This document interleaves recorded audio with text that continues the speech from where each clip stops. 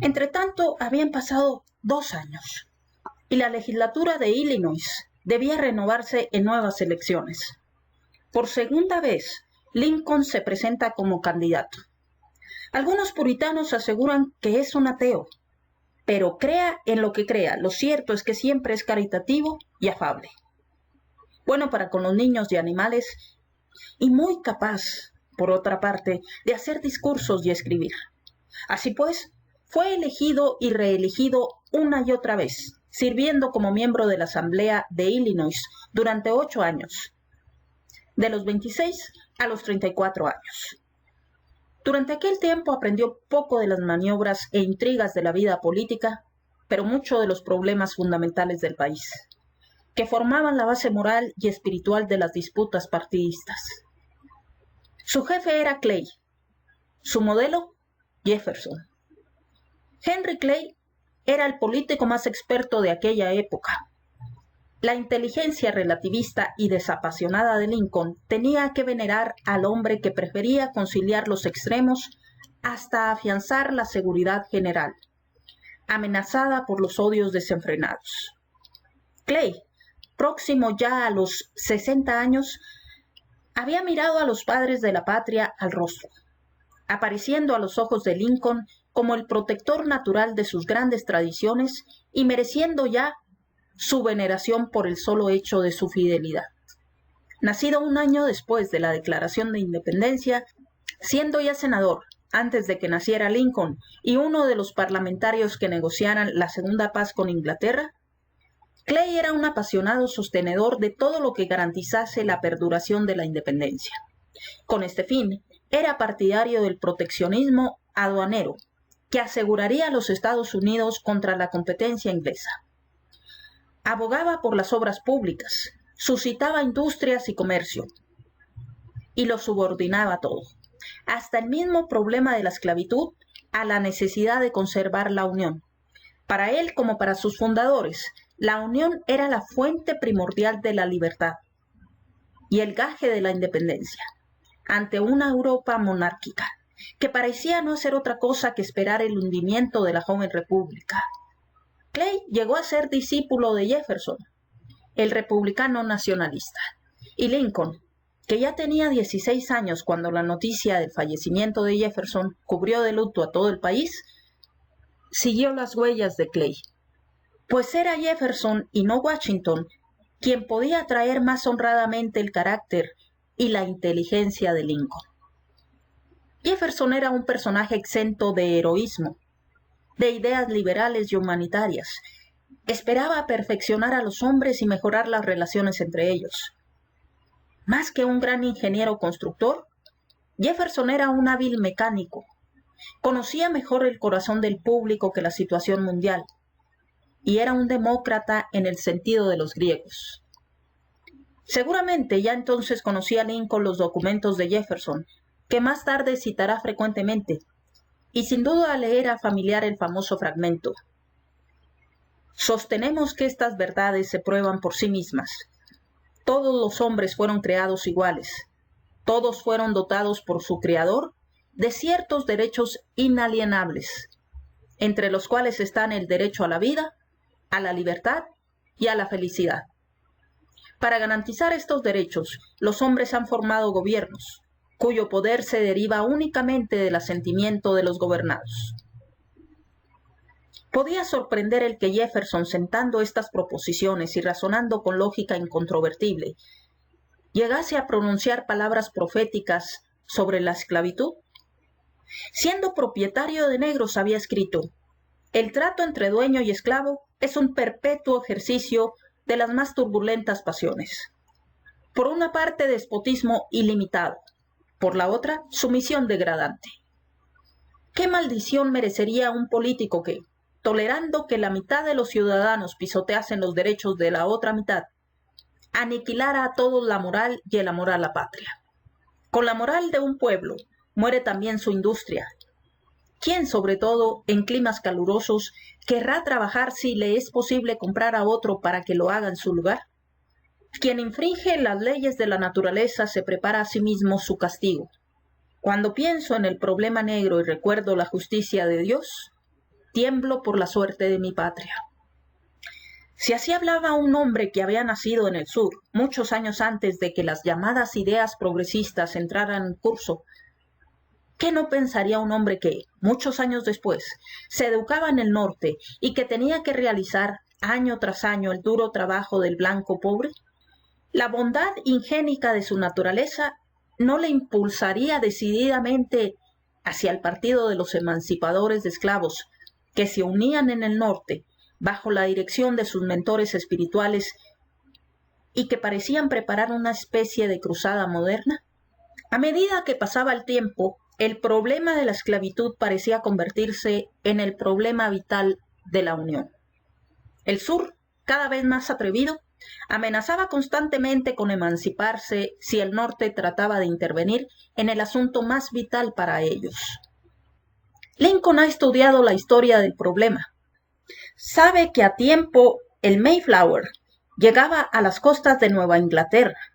Un barco que traía a bordo 19 esclavos negros anclaba en Virginia, de modo que felicidad y desdicha, esperanza y desesperación anclaban al mismo tiempo en aquellas costas, para que durante siglos combatiese cruelmente entre sí la progenie de aquellos hombres. Sabe que al discutirse la Constitución de la Independencia, se incluyó en el plan original un artículo reconociendo la esclavitud, artículo que finalmente no se aprobó, y que era intencionada la falta de claridad que se observaba en cierto apartado de la Constitución definitiva que dice: al número de ciudadanos de cada estado, representando a los que solo se han obligado a servir durante un número de años determinado, se deberá añadir las 3/5 partes de todas las demás personas. Estas demás personas eran los esclavos, y gracias a este sistema de empadronamiento, los propietarios de esclavos podían mandar al Congreso mayor número de representantes. En una palabra, el sur podía asegurar su mayoría sobre el norte, pero al mismo tiempo se legislaba para los estados del noroeste, que se consideraban como propiedad común de la Unión. La esclavitud queda prohibida para siempre, lo mismo que para todo estado nuevo que pueda incorporarse más tarde a la Unión. ¿Qué fuente de luchas interiores? En la base misma radicaba ya la contradicción. Un nuevo estado, fundado en el reconocimiento de la igualdad de los derechos de todos los hombres, permitía dentro de sus límites una forma de esclavitud que no había sido posible ni en la antigua Europa. Con sus gobiernos de clases transformaba una parte de los ciudadanos en propiedad de la otra. Y no obstante, la riqueza del país parecía basarse en el trabajo gratuito de millones de hombres, y la moral se disculpaba con el color de la piel. ¿Cómo arreglar todo esto sin crear automáticamente una serie de problemas? Al fundarse la Unión había 6 estados esclavistas. La Constitución prohibía la esclavitud en todo estado nuevo, y sin embargo, hoy los 6 estados se habían convertido en 14. Pues al empezar a dividir en estados nuevos al enorme terreno de Luisiana, comprado a Francia, al constituirse uno de estos estados en la desembocadura del Missouri, el conflicto latente se hizo visible y el peligro de que estallara la guerra civil se agudizó, exclamando proféticamente el viejo Jefferson: este es el toque de rebato en la noche. Entonces fue Clay quien, para salvar la integridad de la Unión, consiguió salir del paso con el compromiso de Missouri, compromiso francamente contrario a la Constitución. En el territorio de Luisiana, desde el paralelo 3630 de latitud hasta la frontera del norte, la esclavitud quedaba prohibida, excepto dentro de los límites del nuevo estado de Missouri, que de ese modo entraba a formar parte de la Unión como estado esclavista. Los 15 años que desde entonces habían transcurrido hicieron aún más crítica la cuestión. Habían llegado al país extranjeros, especialmente alemanes, que cultivaban el algodón con el sudor de su frente y con mejores utensilios, removiendo la tierra en torno de las plantas, tal como estaban acostumbrados a hacerlo con las patatas en su patria. Iniciando de esta forma en Missouri y otros sitios la competencia del oeste con el sur, Cultivaban también tabaco y arroz, y pronto llegaron a recoger cosechas 5 veces mayores que las de los demás. Desde luego, eran adversarios naturales de la esclavitud y afiliados, por lo tanto, al partido de los Whigs. De este modo, fueron entonces y serían luego los alemanes los principales electores de Lincoln. Apoyado por el Nuevo Oeste, el Norte exige ahora al Congreso la subida de los aranceles con respecto a las importaciones, suscitando con ello una verdadera revolución en los estados del sur. Carolina del Sur declara categóricamente que considera nulos estos impuestos y que toda tentativa del gobierno para cobrarlos la rechazarán con las armas en la mano. ¿Mandará el gobierno sus tropas y encarcelará a los instigadores? De ninguna manera. La diferencia se arregla.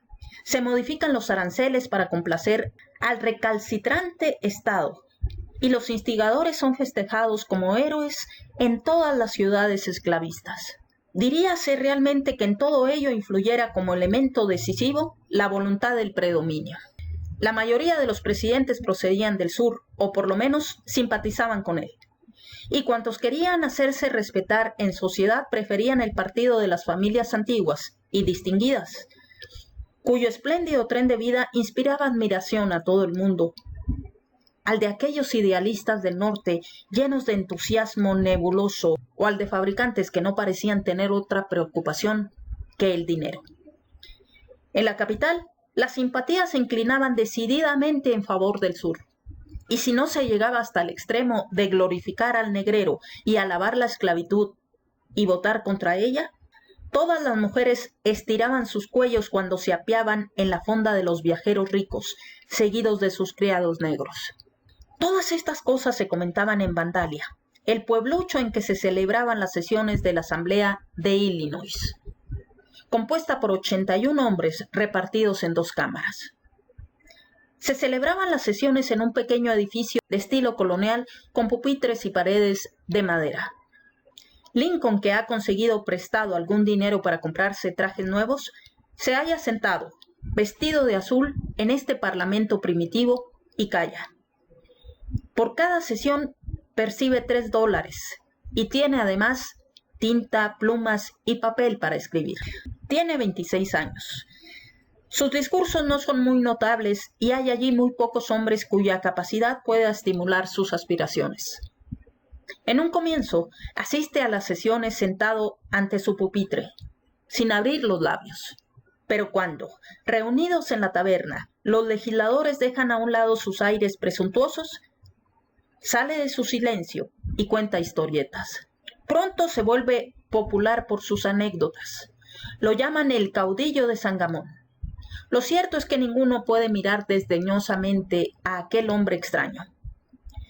Uno de los legisladores que se sienta en su misma fila lo observa a hurtadillas con el mayor interés. Es un hombre que ofrece un contraste total con Lincoln. Es de estatura baja, de complexión robusta, de anchos hombros y pecho poderoso. El cráneo ancho, lleno de vida y energía.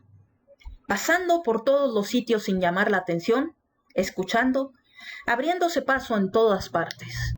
Es un funcionario de Levante, un demócrata, que es tan pobre como Lincoln y algunos años más joven. Su nombre, Stephen Douglas. Su procedencia intelectual. Su flexibilidad, su inteligencia rápida y su exquisito don de gentes hacen de él la antípoda del enjuto e irónico Lincoln, del gigante tallado en madera, siempre solitario y silencioso. El contraste que ofrecen estos dos hombres parece ideado por un dramaturgo para llevarlo a la escena. Por el momento se cruzan sin encontrarse, y es probable que Lincoln apenas se fije en un hombre tan desconocido para él. Douglas, en cambio, los observa a todos, pues es ambicioso y está decidido a avanzar deprisa, con los ojos fijos en los más altos puestos del país. Todo político es para él un rival posible. Mide las fuerzas de todos y seguramente aquel político larguirucho no le inspira ningún temor. Sin duda no será Lincoln quien pueda perjudicarlo. ¿Qué pasará con el correr de los años? ¿Quién llegará a la presidencia? ¿Quién se quedará en el camino? ¿Cuántas veces se enfrentarán estos dos hombres antes de que uno de ellos logre llegar a la presidencia?